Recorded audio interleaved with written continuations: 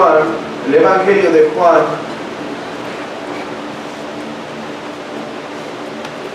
capítulo 1.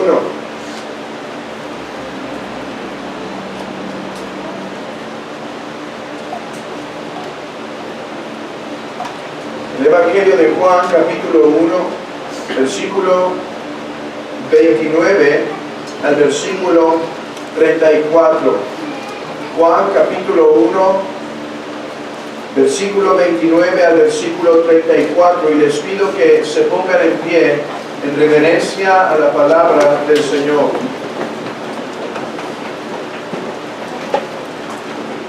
Dice así el Evangelio de Juan, capítulo 1, versículo 29.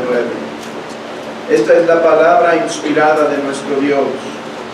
El siguiente día vio Juan a Jesús, que venía a él, y dijo: He aquí el Cordero de Dios, que quita el pecado del mundo. Este es aquel de quien yo dije: después de mí viene un varón, el cual es antes de mí, porque era primero que yo.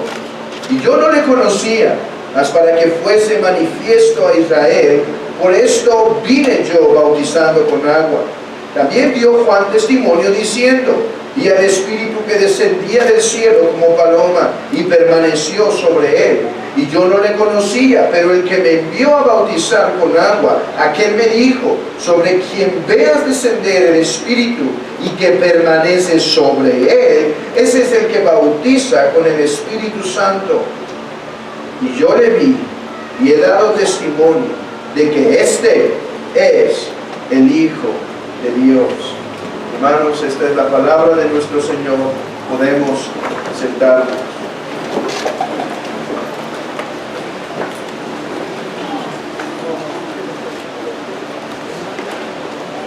El Evangelio de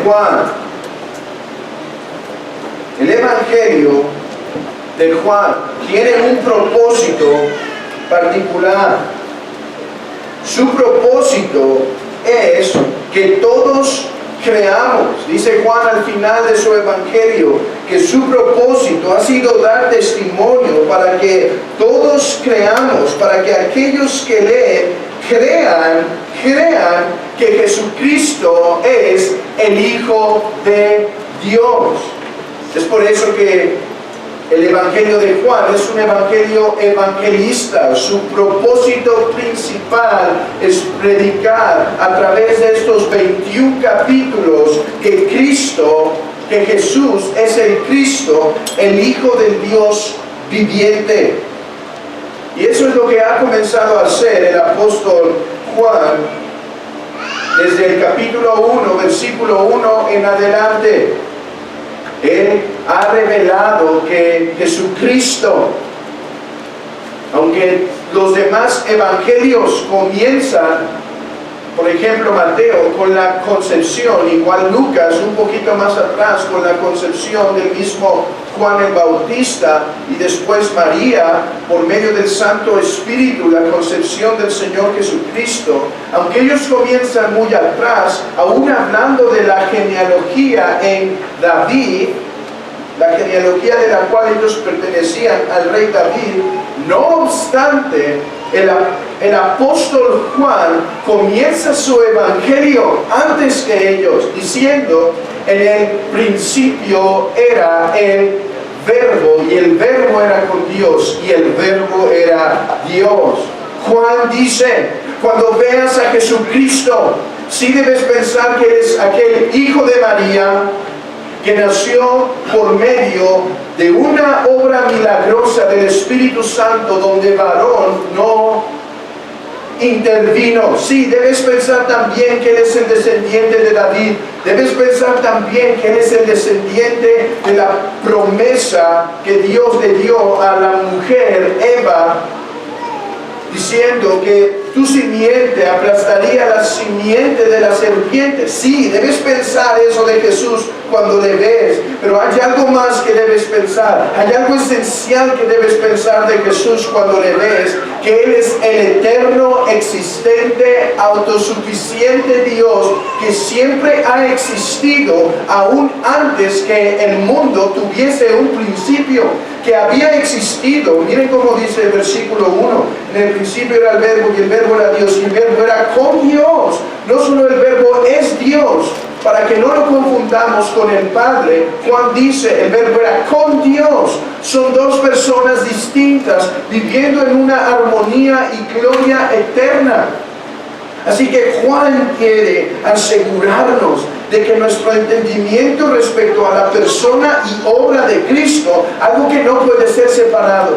Si tú piensas algo de Cristo distinto a lo que la Biblia enseña, no importa que pienses que Él haya muerto en la cruz, tu entendimiento estará errado. Su persona y su obra son inseparables. Y esa es la predicación y esa es la preocupación de Juan el evangelista. Hacernos entender que Él es el Cristo, el Hijo del Dios viviente. Hermanos, Jesús de Nazaret es el eterno Dios en la carne.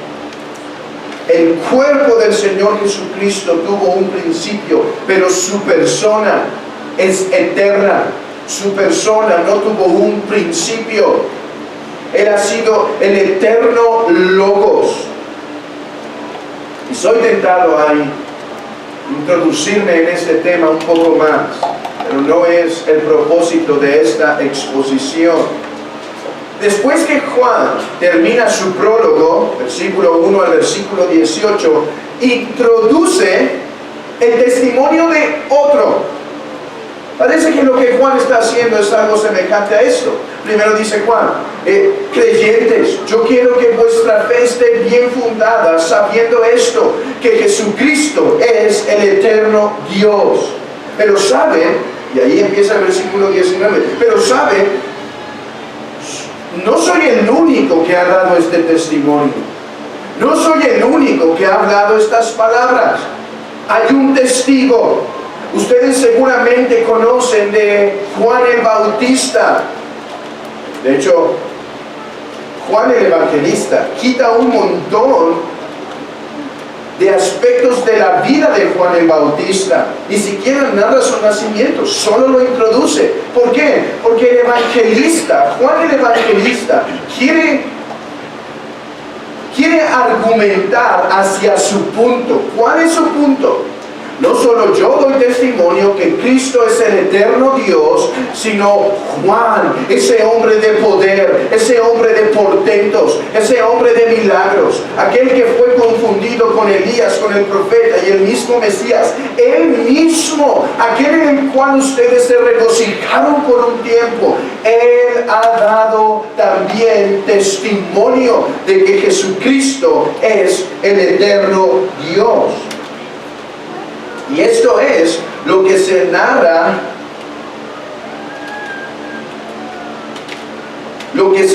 desde el versículo 15. Mira conmigo Juan capítulo 15.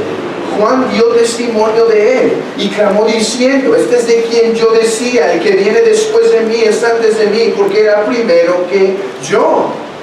Juan el Bautista, en el prólogo, aquí, hermanos, voy a necesitar mucha de su atención debido a que Juan el Bautista y Juan el Evangelista se nos pueden confundir. En algunas ocasiones solo diré el Bautista y Juan para referirme Juan solo al Evangelista y el Bautista a Juan el Bautista por cuestiones de claridad. Así que Juan en el versículo 15 está introduciendo lo que el Bautista predicaba. ¿Qué es lo que el Bautista predicaba? Que aunque el Bautista había nacido antes que Jesús y por eso podía reclamar cierta superioridad. Y no solo había nacido antes, sino que su testimonio había sido más temprano, podía clamar cierta superioridad. En ese tiempo los mayores eran reverenciados, al contrario de lo que nuestra cultura enseña. En este tiempo los hombres mayores tenían preeminencia, pero Juan el Bautista dice: Jesucristo, aunque es menor que yo, en el sentido que nació después, no obstante, Él es más grande. Él era primero que yo, porque Él es el eterno Dios que ha existido desde el principio. Así que es lo que está haciendo Juan, el evangelista. Él está diciendo: este es mi testimonio, pero no estoy solo. Aquí está el Bautista que habla este mismo sentir. Así que esto es una breve introducción para entender cuál es el propósito de Juan al narrarnos el testimonio del Bautista en el versículo 29. Dice en el versículo 29, hermanos: el siguiente día. ¿Qué quiere decir con el siguiente día? Bueno, vean conmigo el versículo 19 para entender qué quiere decir con el siguiente día. Este es el testimonio de Juan, cuando los judíos enviaron a Jerusalén sacerdotes y levitas para que le preguntaren: ¿tú quién eres? Es por eso que en el versículo 29 dice el siguiente día, porque hubo un día anterior. ¿Qué pasó en ese día anterior? Vino una comitiva y a modo de juicio empezaron a interrogar a el Bautista. ¿Por qué estaban interrogando al Bautista? Porque el Bautista estaba llamando a arrepentimiento, estaba además bautizando y además tenía una gran multitud que le seguía. Entonces vino esta comitiva para preguntar: ¿quién te crees? ¿Por qué haces esto? ¿Acaso eres el Mesías? No, no soy el Mesías. ¿Acaso eres el profeta? No, no soy el profeta. Entonces, ¿eres Elías? No, no soy Elías. Entonces, ¿por qué bautizas? ¿Qué es lo que les molestaba del bautizo, hermanos? El bautizo ya existía antes de que Juan el Bautista lo introdujera. Pero había una diferencia en la práctica. En ese tiempo, alguien que no era del pueblo de Israel, para hacerse un prosélito del judaísmo, se iba y el hombre mismo se sumergía en el agua. Nadie lo sumergía. Un cambio que se hacía es que Juan estaba bautizando. Juan estaba haciendo este rito de sumergirlos. Pero eso no es lo que más les preocupaba. No es lo que más le preocupaba a esta comitiva de sacerdotes, de levitas y de fariseos. ¿Qué es lo que más les preocupaba? Que estaba llamando a los mismos fariseos, a los mismos judíos, a ser bautizados. Esto era algo que ellos no podían entender y no podían aceptar, porque el bautismo era para los paganos sucios que se querían hacer prosélitos. Pero aquellos que han estado en la comunión judía no necesitan arrepentimiento. Juan el Bautista dice: su religión, lo que han convertido de la verdadera religión, hace necesario que ustedes vengan al arrepentimiento. Entonces, esa es la razón por la cual dice el siguiente día, porque esa comitiva ya se ha ido. Esa comitiva ya se ha ido. Juan el Bautista dijo: no soy digno de desatar el calzado de sus pies.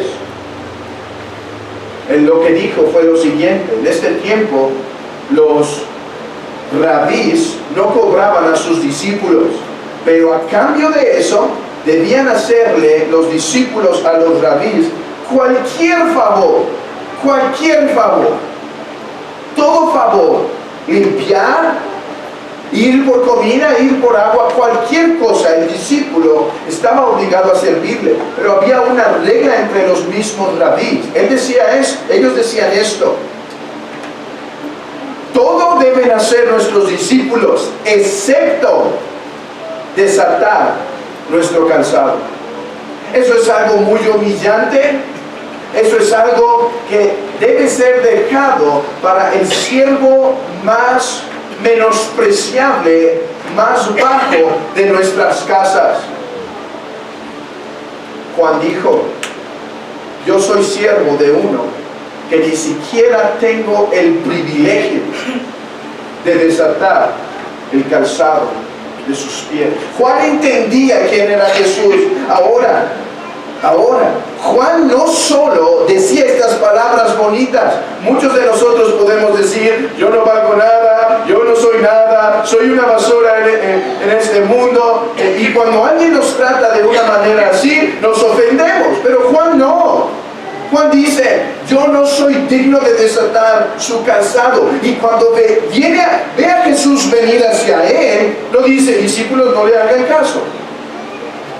Dice: ahí está, contemplar. Aquí el Cordero de Dios. Es necesario que yo mengüe. Él es el esperado. Hermanos, las palabras de Juan el Bautista no solo era bonita retórica de que no soy nada. En realidad comprendía que él no era nada a la luz del Mesías, a la luz del Cordero de Dios. Y en cuanto lo ve venir, dice en el versículo 29, el siguiente día, ya la comitiva se fue. Vean esto, hermanos, no le está enviando a la comitiva que tiene un corazón juzgón para ir a Jesús. Le está mandando la nata. ¿Qué quiero decir? Los del siguiente día que están con Juan el Bautista no son sino sus discípulos, aquellos que escuchan a Juan de buena gana, aquellos que se han bautizado, aquellos que admiran a Juan por la manera en la que predica aún a los fariseos. Es a ellos que cuando Juan ve venir al Señor Jesucristo dice: amados, he aquí el Cordero de Dios. Ir a Él, alabarlo a Él, respetarlo a Él, amarlo a Él. El siguiente día vio Juan a Jesús que venía a él y dijo: he aquí el Cordero de Dios que quita el pecado del mundo. Seguidores, les he hablado de su pecado, les he hablado de la santidad de Dios, les he llamado al arrepentimiento, pero eso es todo lo que puedo hacer. Soy solo una luz que alumbra en medio de la oscuridad, pero yo no puedo quitar sus pecados. Yo no soy el esperado. Véanlo a Él, mírenlo, atentos, contemplar que ha llegado el bendito Cordero que sí puede quitar sus pecados. Juan entendía su lugar a la luz de la persona de Cristo. Juan entendía que él solo era uno que iba a preparar el camino, que iba a poner la alfombra para que el Mesías, el Rey, el Cordero de Dios pasase adelante. Oh, hermanos, ya puedo mirar la cara de Juan el Bautista. Ya puedo ver su rostro iluminado cuando veía al Señor de gloria, al Dios eterno, caminar hacia Él. Ya puedo ver aún sus ojos rasgándose a la luz de ver el Rey de gloria como Cordero para quitar el pecado. Oh, hermanos, he visto la cara del hombre cuando va a recibir a su esposa en matrimonio. Algunos de ustedes han estado en una boda y he visto, hermanos, yo sé que el centro de atención debería ser la mujer, porque ella hace toda una entrada, lo que se llama la entrada nupcial. Ella pasa, ella camina lento y el centro de atención es ella. Pero, hermanos, creo que disfruto más, no porque tenga algo disfrutable en la cara del hombre, pero creo que me sorprende más ver la cara de este hombre. Sus ojos se abren, su sonrisa se expande, su rostro se ilumina hasta donde es posible. Pero porque él está viendo contemplar su futura mujer caminar hacia él, él rebosa de alegría, su rostro se hermosea, repito, hasta donde es posible en un hombre. Pero hay un gran gozo, hay una gran pasión. Ahí viene esa mujer. La próxima ocasión que vayan a una boda, vean un poco a la mujer, pero volteen a ver al hombre. Vean cómo su cara está saliéndose de sí mismo. Está hasta un poco desfigurada de tanta alegría. Hermanos, no tenía comparación ver al Cordero de Dios caminar hacia él. Si un hombre puede sentir gran gozo, gran alegría al ver a su mujer caminar hacia él, cuánto más este hombre, Juan el Bautista, podía sentir la gran pasión, la gran alegría de que aquí venía el Cordero. Aquí venía su esperanza. Aquí venía la razón por la que él sería aceptado ante Dios. Aquí estaba su todo en todo.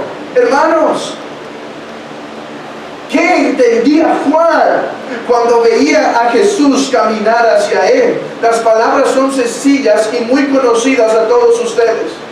Creo que la mayoría de los que están aquí han escuchado las palabras Cordero de Dios. Pero cierta costumbre a estas palabras quita nuestro asombro. Así que mi propósito en esta mañana es mostrar por medio de las Escrituras por qué el corazón de Juan palpitaba, por qué envía a sus discípulos a este Cordero, por qué llama a todos y dice contemplar, contemplar. He aquí el Cordero de Dios. Mi deseo es refrescar el asombro cuando Juan dijo Cordero de Dios que quita el pecado, y para hacerlo lo haré de la siguiente manera. En primer lugar, quiero explicar el contenido teológico de lo que significa Cordero de Dios que quita el pecado del mundo, y en segundo lugar quiero explicar por qué Cristo era el único capacitado para ser el Cordero de Dios que quita el pecado del mundo. Hermanos, este texto es excelso. Este texto debe producir en el creyente las emociones y afectos más humildes. Este texto debe sacar de nosotros el corazón, el afecto más puro hacia nuestro Señor Jesucristo, hacia el Padre y hacia el Santo Espíritu. Este fue el texto que una ocasión Charles Spurgeon, al entrar al tabernáculo, así se llamaba el lugar donde predicaba, el tabernáculo metropolitano, al entrar por primera vez, según entiendo, al tabernáculo, y estando haciendo los últimos ajustes en ese lugar, él entró para probar la acústica. Entró para probar la acústica de este lugar, cómo el sonido se podía expandir mejor, cómo era más claro. Y entonces Spurgeon utiliza este texto para probar la acústica y dice: he aquí el Cordero de Dios que quita el pecado del mundo. Y un señor que estaba terminando de arreglar ese lugar, al escuchar estas palabras, cayó en arrepentimiento y fe ante nuestro Señor Jesucristo. Hermanos, estas palabras concluyen, es el resumen concreto de lo que significa que Cristo es nuestro Salvador. Así que es mi propósito.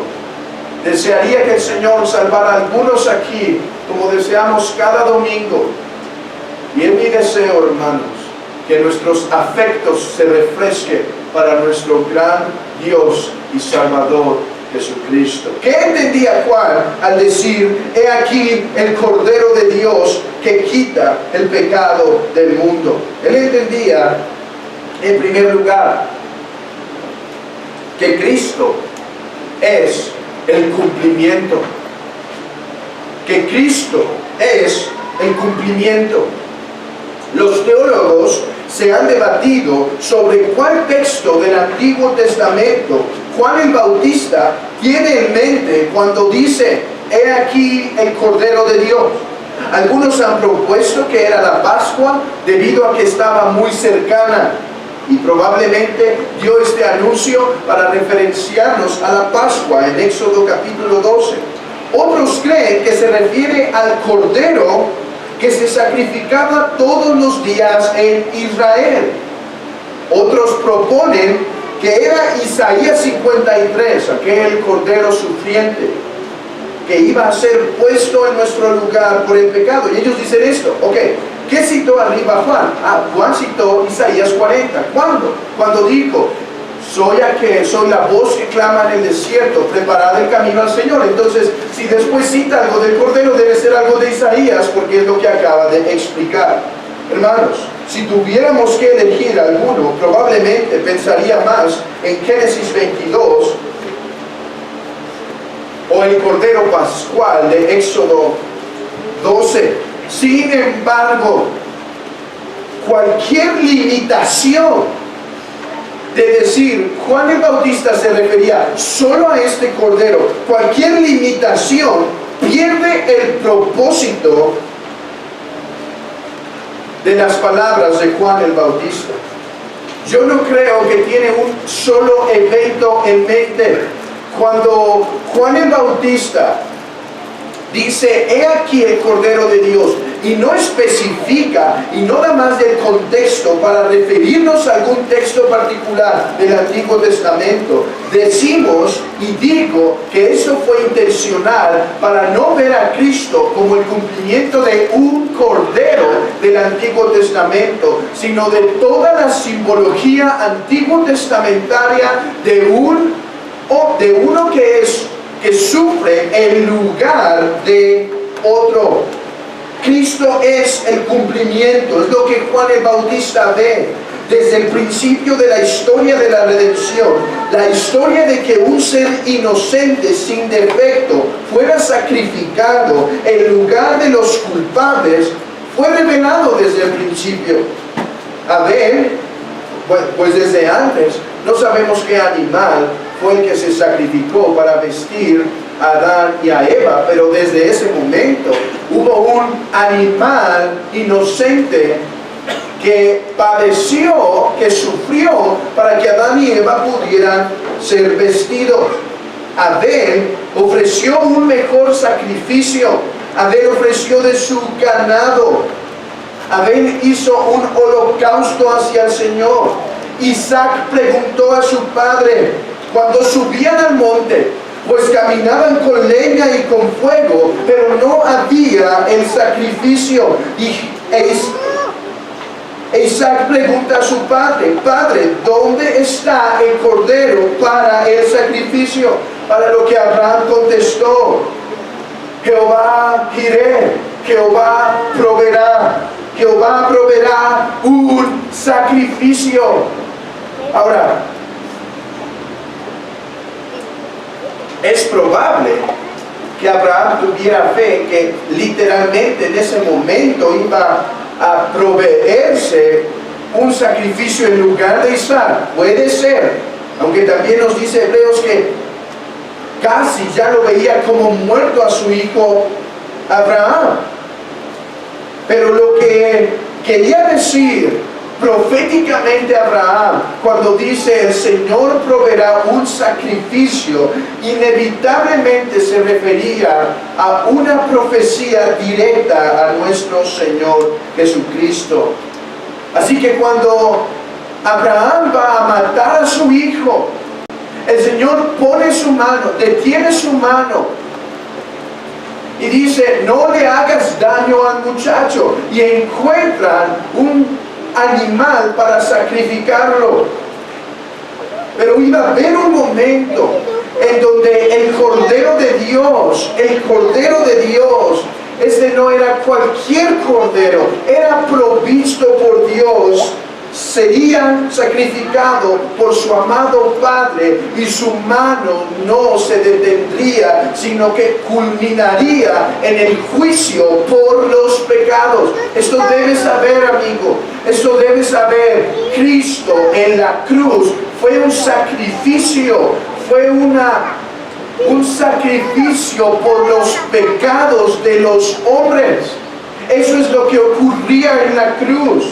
Así que Jesucristo, lo que Juan el Bautista ve en él cuando lo ve caminar, es el cumplimiento de esos sacrificios. Además, no solo son estos sacrificios, Dios ordenó a Moisés delineamientos para el día de la expiación, donde Aarón debía entrar para derramar sangre por la remisión de los pecados. Y al mismo tiempo tenía que tomar un macho cabrío para ser enviado al desierto. Algunos han preguntado lo que se llama el Yom Kippur, el día de la expiación.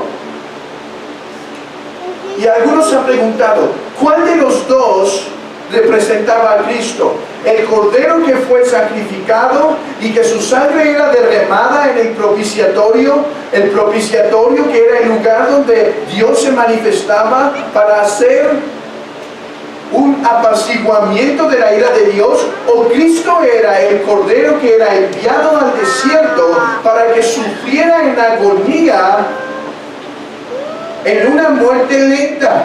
¿Cuál de los dos es? Los dos. ¿Por qué hubo tantas imágenes distintas en el Antiguo Testamento de la persona y obra de Cristo? Porque ninguna por sí sola podía explicar la maravilla, profundidad y realidad del sacrificio de nuestro Señor Jesucristo. Así que Cristo es el cumplimiento, hermanos, no de un cordero que iba a apaciguar la ira de Dios por un tiempo, sino del cordero que apaciguaría la ira de Dios eternamente. Juan ve en Cristo este sacrificio de aquel cordero pascual, aquel cordero que era sacrificado, que fue sacrificado en el momento en que Israel iba a salir de Egipto, sacrificando un cordero por familia, poniendo su sangre en los dinteles y pasando un juicio. Pero aquellos que tenían la sangre del cordero eran librados del juicio, eran pasados. El Antiguo Testamento ha intentado forjar en nosotros la idea de que el pecado que el hombre ha cometido no puede ser perdonado aparte de que un ser inocente que no tenga una deuda ante Dios pague por los pecados de ellos.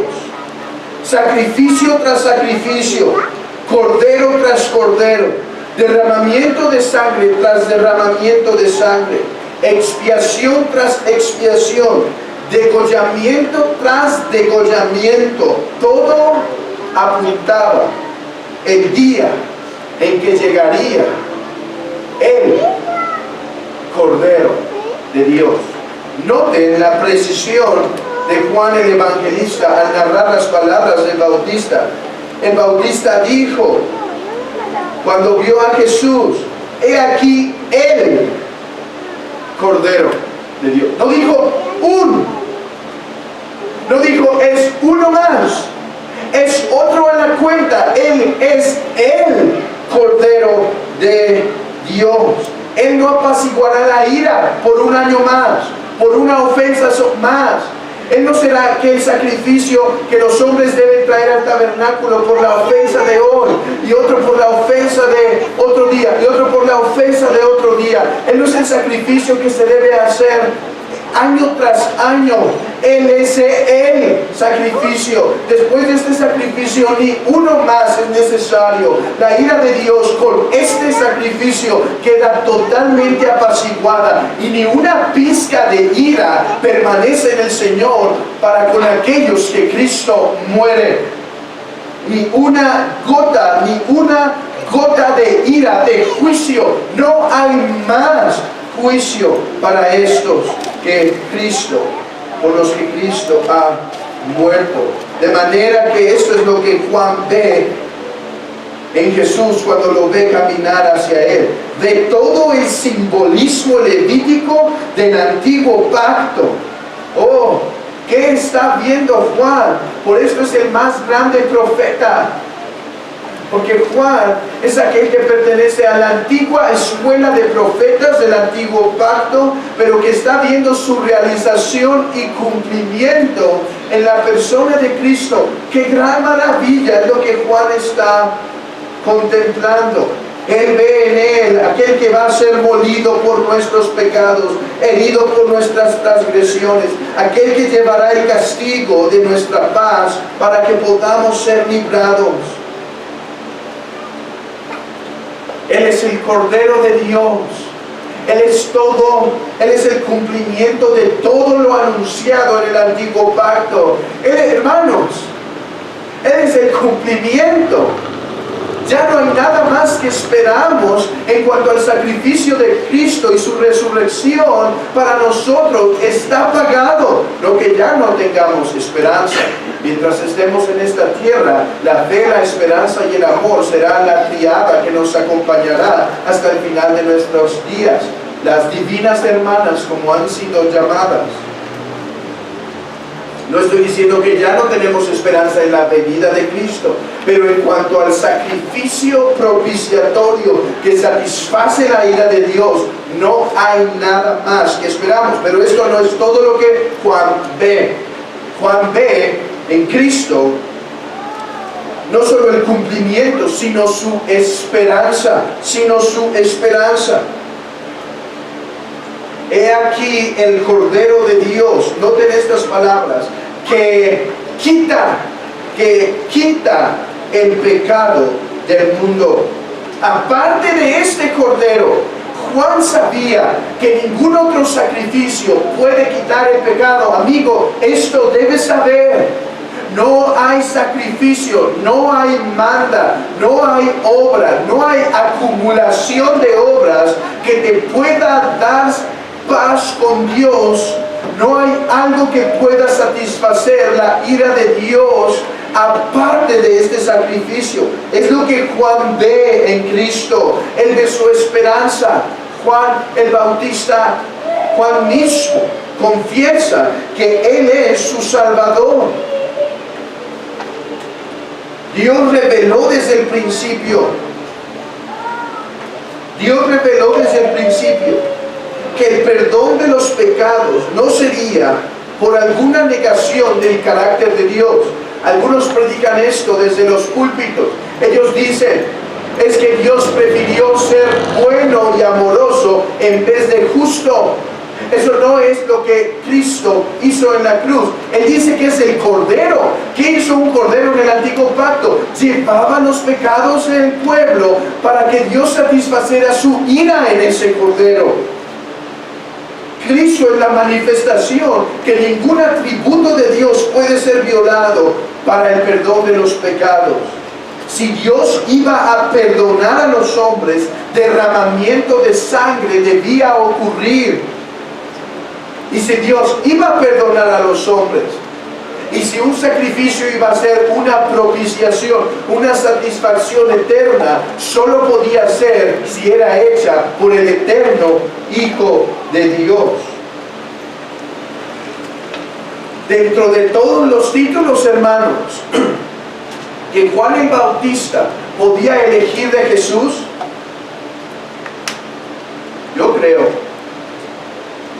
que Juan el Bautista habló proféticamente aquí. Es probable que no todo lo que dijo Juan el Bautista en este momento, no todo lo entendía en su plenitud. ¿Por qué digo esto? Porque después parece que cuando el Señor no está haciendo una revolución en contra de Roma, Juan el Bautista manda a preguntar si en verdad es el Mesías.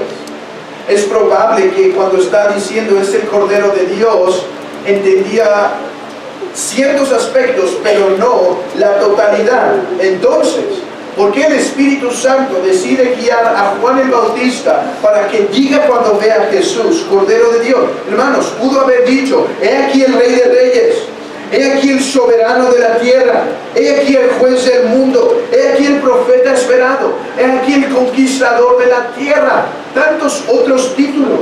Pero cuando Juan el Bautista ve a Jesús, decide usar el título más humillante, el que demuestra más debilidad, y dice, he aquí el Cordero de Dios, he aquí el Cordero de Dios que quita el pecado del mundo. Dentro de lo que le pudo enseñar a sus discípulos, de lo que Cristo es, Él dice, lo primero que debes saber es que Él es Cordero que quita el pecado del mundo. Es tu mayor necesidad, es lo que más necesita tu alma, el Cordero que quita el pecado del mundo, porque aparte de este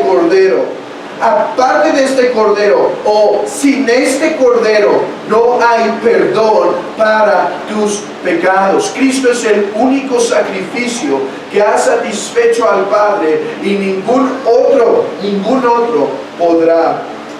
puede hacerlo, ni podrá hacerlo, que quita el pecado.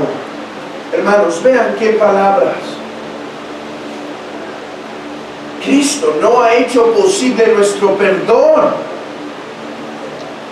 Dice el texto, quita. He aquí el Cordero de Dios que quita el pecado del mundo. Algunos dicen que Cristo solo ha hecho la salvación posible de los hombres. No, Juan el Bautista dice que Cristo quitó. Ya no hay más pecados que el Padre pueda ver en sus discípulos, en sus hijos, que pueda decir, mereces mi juicio. Ahora, no estoy diciendo que Dios ya no ve el pecado en sus hijos. Por eso hay disciplina del Señor, como dice Hebreos. Por eso el Señor se regocija, por decirlo de una manera, en la obediencia de sus hijos, y se entristece por su desobediencia. No digo que ya no ve el pecado en los cristianos, digo que en cuanto a juicio ya no ve nuestros pecados como para juzgarlos y castigarlos, porque Cristo los quitó, porque Cristo los llevó fuera. Porque ya no hay más en ese propiciatorio culpa donde Dios tenga que derramar. Hermanos, no podemos decir que fue más poderoso el Cordero Pascual de Éxodo 12 que la muerte de nuestro Señor Jesucristo. Nota esto. Cuando ese Cordero fue degollado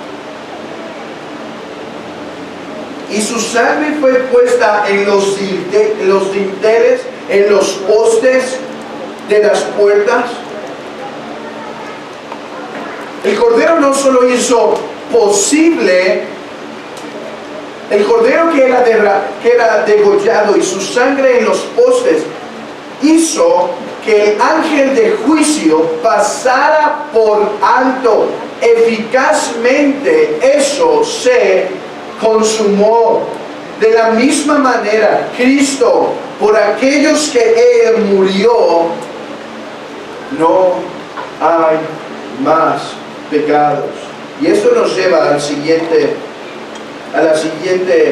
cosa que Juan el Bautista está contemplando en Jesús.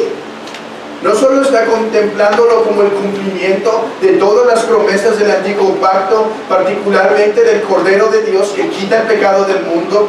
No solo lo ve en esperanza como aquel que en realidad quitó el pecado y ya no hay más condenación para los que están en Cristo Jesús, pero además ve en Cristo una gran salvación. Una gran salvación. Tenemos un gran Salvador que ejecutó una gran salvación. Versículo 29. He aquí el Cordero de Dios que quita el pecado del mundo. Algunos creen que tenemos miedo a esta palabra y que cuando leemos mundo, leemos, aquí el Cordero de Dios que quiere pecar al mundo. Con tal de no enfrentar, ellos piensan, no quieres enfrentar que la Biblia dice que Cristo murió por el mundo. No negamos que Cristo murió por el mundo. La pregunta es, ¿qué entiende Juan el Bautista y qué entiende Juan el Evangelista por la palabra mundo? Ellos dicen, mundo quiere decir todos, todas las personas de todo el mundo. Cristo murió por ellos. ¿Sabes? Si esa es tu interpretación del mundo, entonces Cristo no quitó el pecado. Si Cristo murió por todas las personas de todo el mundo sin excepción, entonces Cristo no quitó el pecado. Porque si quitó el pecado y murió por todas las personas de todo el mundo, ¿por qué hay personas en el infierno? Permítanme tratar de resolver este dilema, aparente dilema, con el razonamiento del príncipe de los puritanos, John Owen. Él dijo así: solo hay tres opciones, o podríamos razonar con estas tres opciones. O Cristo murió por todos los pecados de algunos hombres, o sea, Cristo quitó el pecado de algunos. Ahora, por algunos no queremos decir que son pocos, pero queremos decir que no son todos. O Cristo, segunda opción, o Cristo murió por todos los pecados, o Cristo murió por algunos de los pecados de todo el mundo. O sea, murió por pecados de todo el mundo, pero no murió por todos los pecados de todo el mundo. Y ahorita voy a explicar esto. La tercera opción es que Cristo murió por todos los pecados de todo el mundo, o sea, de todos los hombres.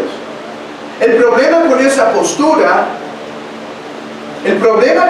postura es que el infierno no existiría si Cristo murió por todos los pecados de todos los hombres. Porque ¿qué pecados va a juzgar Dios en el infierno si Cristo los quitó? Aquí dice el texto que el Cordero de Dios quitó el pecado. Y si la palabra mundo quiere decir todos, entonces no debería haber infierno. Nadie tiene esta postura, ni el mismo catolicismo lo tiene.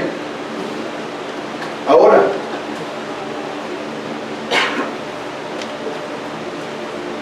tú le preguntas a una persona que cree que Cristo murió por todos los pecados de todo el mundo, de todos los hombres, tú le preguntas eso. Entonces, ¿por qué no todas las personas son salvas? Ellos dicen, es que deben tener fe para que reciban el perdón. Puedes preguntarle esto: ¿es la fe incredulidad? Entonces tú dices que los hombres mueren porque permanecen en incredulidad, y entonces Dios les va a juzgar por sus pecados porque permanecieron en incredulidad. Sí. Entonces la siguiente pregunta es esta: ¿es la falta de fe, o sea, la incredulidad, pecado? Sí. Entonces Cristo no murió por el pecado de incredulidad. Entonces tu postura es que Cristo murió por algunos pecados de todos los hombres, pero no murió por todos los pecados de todos los hombres. Hermanos, si alguien dice que la palabra mundo aquí significa que Cristo murió por todos los hombres, pueden tener una salvación muy grande, pero un sacrificio muy pequeño, porque la muerte de Cristo no es suficiente y no es eficaz para quitar el pecado del mundo. No, creemos y confesamos que la palabra mundo aquí se refiere a una gran salvación. O sea, ya no solo es Isaac el que ha sido librado con el cordero que lo sustituyó, ya no solo es la familia que estaba en Egipto, que sacrificó al cordero y puso su sangre en los postes, que recibió ese perdón. Ya no solo el pueblo de Israel en el día de la expiación, que era librado de sus pecados por medio del sacrificio expiatorio. Ahora es el mundo de todo linaje, de toda lengua y de toda nación que puede recibir la bendición del sacrificio de Cristo y el perdón de sus pecados. Ya no solo se beneficia a Israel por el sacrificio expiatorio en Cristo, el mundo entero, del mundo entero, los hombres serán perdonados. Pero Cristo murió por los suyos. En otras palabras, Cristo no murió por Judas Iscariote. ¿Quieres un texto que compruebe esto? Efesios 5. Cristo murió por su iglesia. Cristo murió por su iglesia. Vamos a otro texto, Apocalipsis 5:9. Apocalipsis 5:9. Y cantaban un nuevo cántico diciendo: digno eres de tomar el libro y de abrir su sello, porque tú fuiste inmolado y con tu sangre nos has redimido para Dios de todo linaje y pueblo y lengua y pueblo y nación.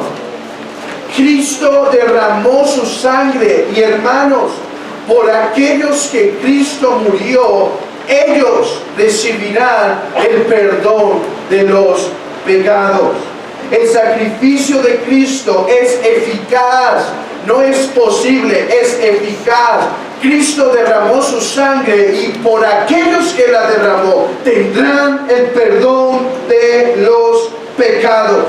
Es verdad, tiene que venir arrepentimiento y fe, pero van a venir, porque el Espíritu del Señor traerá a aquellos por los cuales Cristo murió.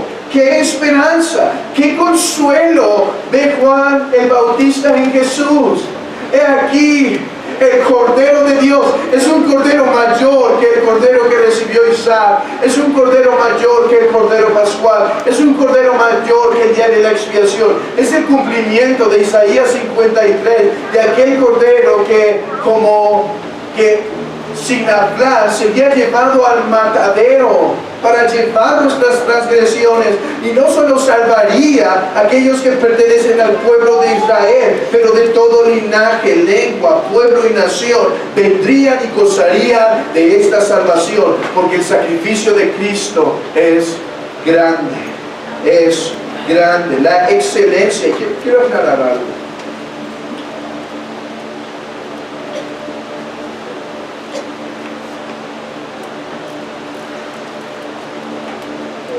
Si, hablando hipotéticamente, si una persona más, Cristo murió solo por su pueblo, pero si una persona más se añadiera, eso es una hipótesis, a ese grupo de los elegidos, que el Señor lo hiciera soberanamente, te digo algo, no sería necesario más sufrimiento en la cruz. Como dijo Charles Spurgeon, la cruz de Cristo sería suficiente para salvar 1,000 millones de mundos llenos de los peores pecadores. El problema no es que la sangre de Cristo tiene poco poder. Miles y miles y miles serán salvos, y otros miles de millones podrían ser, porque todo pecador puede acercarse a esa bendita fuente de Emmanuel, donde fluye sangre que salva. Pero la limitación no está en cuanto al poder del sacrificio de Cristo. La limitación se encuentra en la soberana voluntad del Señor. Él dijo: yo vine a dar mi vida por mis ovejas. Ustedes no son mis ovejas, fariseos. O sea, no he venido a dar mi vida por ustedes. Pero Juan capítulo 1,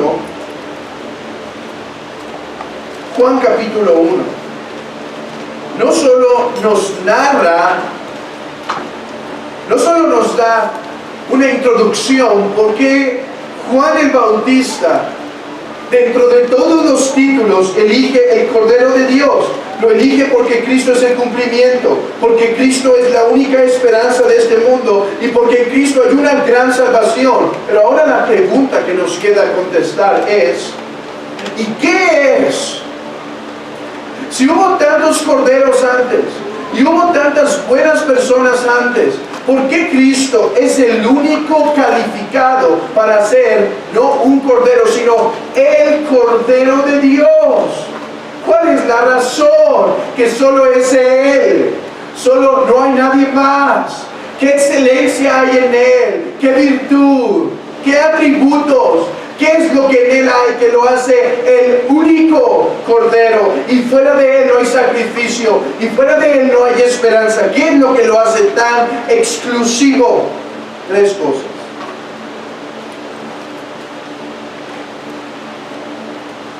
Su persona. Cristo es hombre 100%.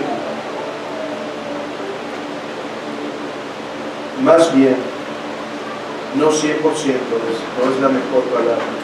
Cristo es hombre verdadero, verdadero hombre, verus homo, verdadero hombre. Pero Cristo no es solo verdadero hombre, sino que es verdadero Dios, es Dios de Dios. En cuanto a ser hombre, participa de todas las cosas necesarias para hacerlo, alma y cuerpo, sin pecado, con voluntad.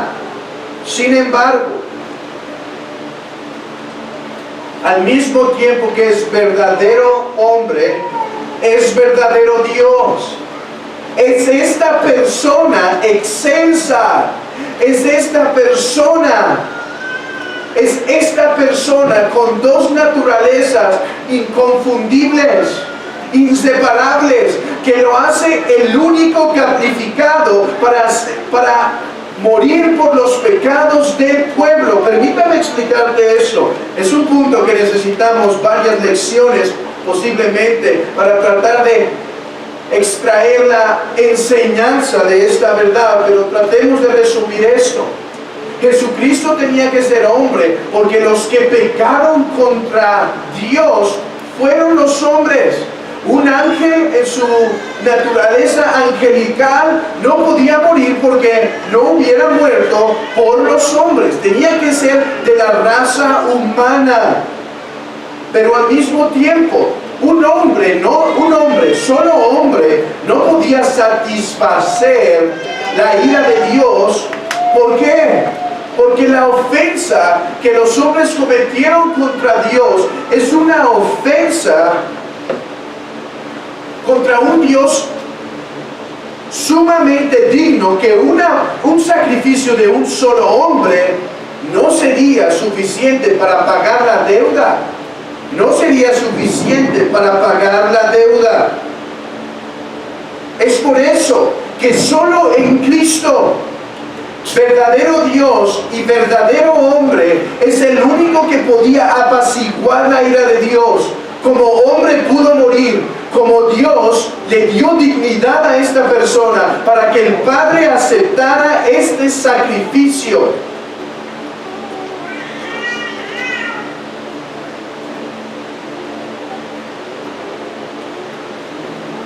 Algunos dicen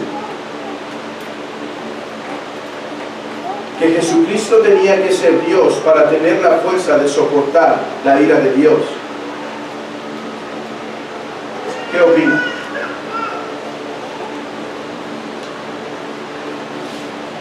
Esa es una declaración un tanto peligrosa. Dios no sufre. Dios no sufre. Pero tenía que ser Dios para que en esta sola y única persona hubiera tanta dignidad. Algunos preguntan, ¿por qué, si el infierno es eterno, por qué Cristo solo murió unas horas en la cruz?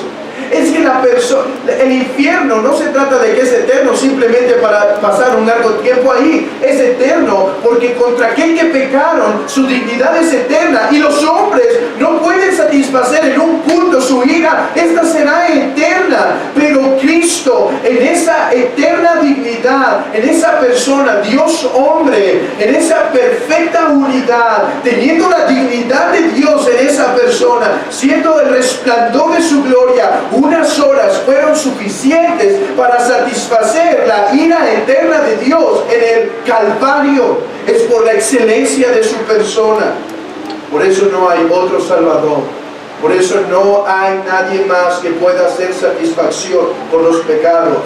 Solo Cristo. Pero además, Juan dice, miren el texto, he aquí el Cordero, Cordero. ¿Qué trae Juan a nuestras mentes? Juan trae a nuestras mentes, elige la palabra cordero, porque en el antiguo pacto los corderos que eran sacrificados eran corderos con o sin mancha.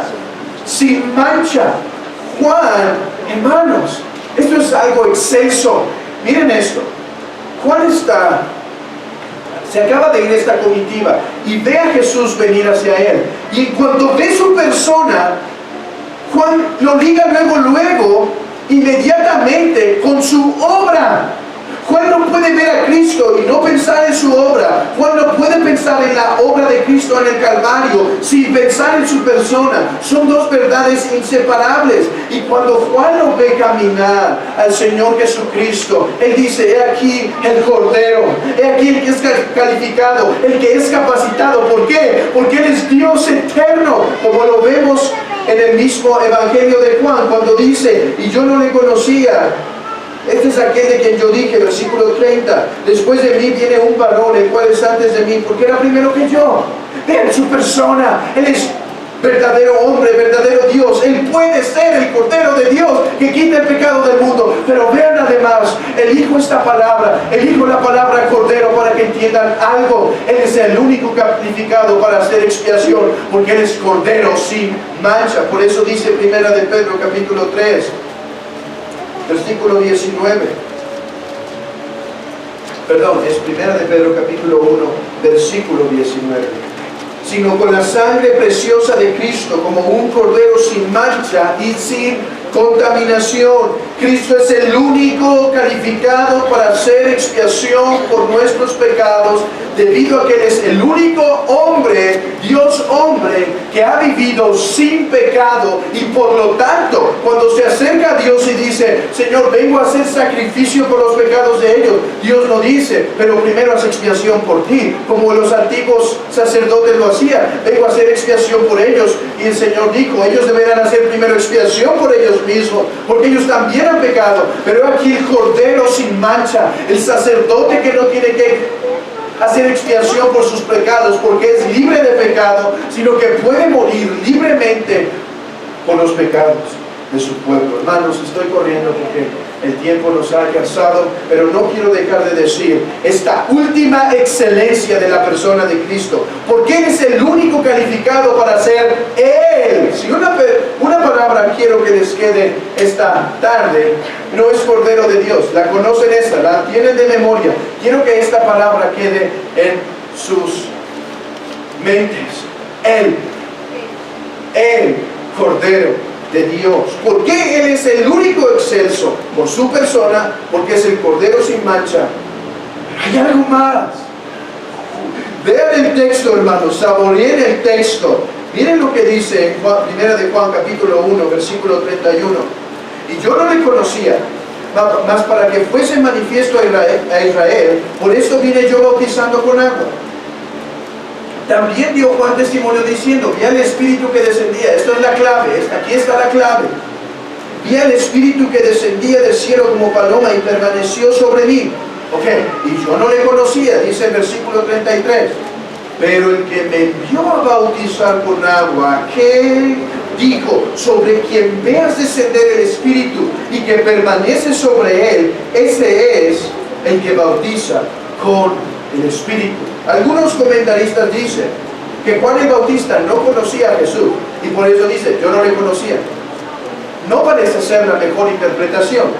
Una, Juan el Bautista y el Señor eran familiares, seguramente se toparon anteriormente. Y además,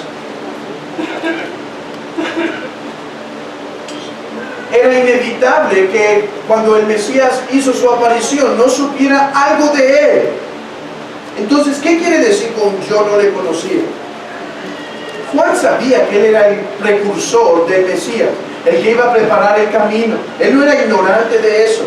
Pero lo que quiere decir es esto: yo tenía certeza de que ese hombre, Jesucristo, era el Mesías, pero no fue sino hasta que escuché la voz del Padre cuando dijo, sobre quien descenda el Espíritu Santo y permanezca en él, él es. El mismo Bautista escucha el testimonio del Padre para confirmar la identidad del Mesías. Para confirmar la identidad del Mesías.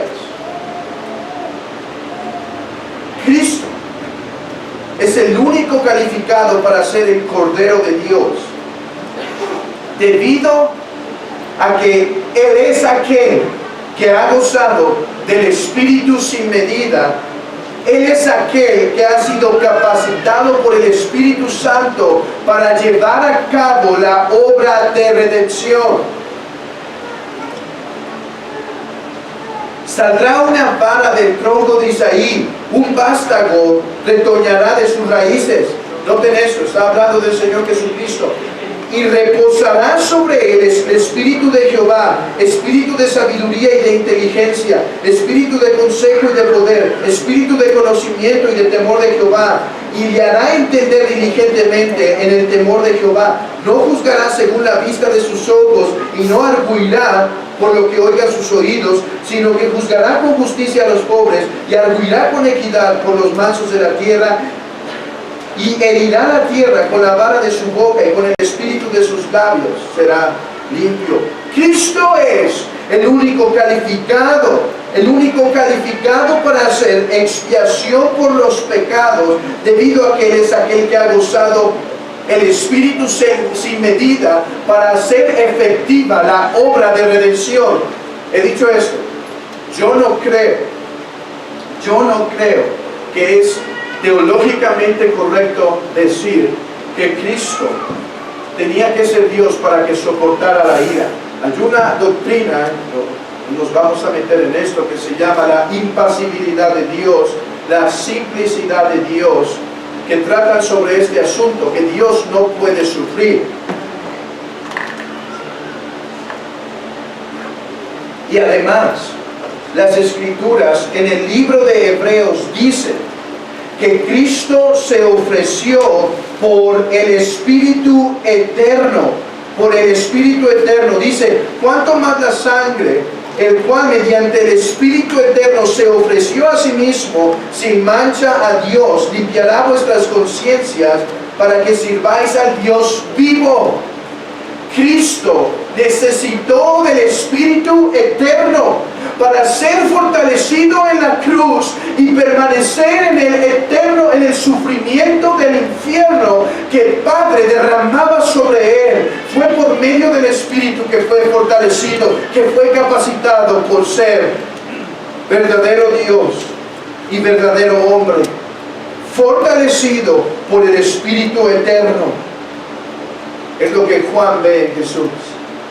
Juan ve en Él el cumplimiento, la esperanza, una gran salvación, porque Él es el Cordero, en esa persona que habita dos naturalezas inseparables, inconfundibles, Dios y hombre, verdadero Dios y verdadero hombre. Además ve en Él el Cordero sin mancha y el Espíritu Eterno. Hermanos, Esta es la gran salvación de nuestro gran Salvador. Por eso es solo Cristo que merece nuestra adoración, porque en primer lugar en Él habita la plenitud de la deidad, pero en segundo lugar además porque Él ha muerto por nuestros pecados. Él es nuestra única esperanza. Que vuestros corazones, hermanos, sean refrescados con la verdad de que Él es el Cordero de Dios que quita el pecado del mundo, hermanos. No hay condenación para los cuales Cristo ha muerto, amigo. Si tú estás fuera de Cristo, no estoy inventando esto yo, dice Romanos capítulo 8, no hay condenación para los que están en Cristo Jesús. Si tú no estás en Cristo Jesús, ¿qué significa estar en Cristo Jesús? Voltear, dar la vuelta a los pecados y entregarse en la fe, confiando que el sacrificio de Cristo es suficiente para salvarnos, viviendo una vida de eterna sumisión a los mandamientos del Señor, no perfección, pero sí sumisión. Si tú estás de rebeldía, no queriendo someter ante los decretos y mandatos de nuestro Señor, tú no estás en Cristo, y fuera de Cristo hay eterna condenación. Hay eterna condenación. Solo hay perdón en nuestro Señor Jesucristo, amigo. Eso es algo que debe saber, hermanos. Recordemos, refresquemos nuestra devoción ante este gran Salvador y entendamos por qué Él es el único Salvador. Teniendo esto en mente, celebremos la Santa Cena con esta verdad en nuestros corazones.